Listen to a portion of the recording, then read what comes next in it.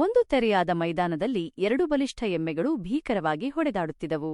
ಇದು ಸಾಮಾನ್ಯ ಜಗಳವಲ್ಲ, ಬದುಕು ಮರಣದ ಹೋರಾಟವಾಗಿತ್ತು. ಅವು ಮತ್ತೆ ಮತ್ತೆ ದಾಳಿ ಮಾಡುತ್ತಿದ್ದವು, ಭಯವೂ ಇಲ್ಲ, ನಿಲ್ಲುವಿಕೆಯೂ ಇಲ್ಲ. ಸ್ವಲ್ಪ ದೂರದಲ್ಲಿ ಅವುಗಳ ಕರುಗಳು ಖುಷಿಯಿಂದ ಕುಣಿಯುತ್ತಿದ್ದವು.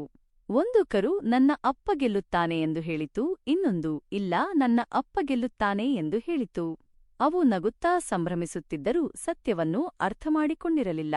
ಹತ್ತಿರದ ಒಂದು ಮರದ ಮೇಲೆ ಒಂದು ಗಿಡುಗ ಶಾಂತವಾಗಿ ಕುಳಿತಿತ್ತು, ನೋಡುತ್ತಾ ಕಾಯುತ್ತಿತ್ತು.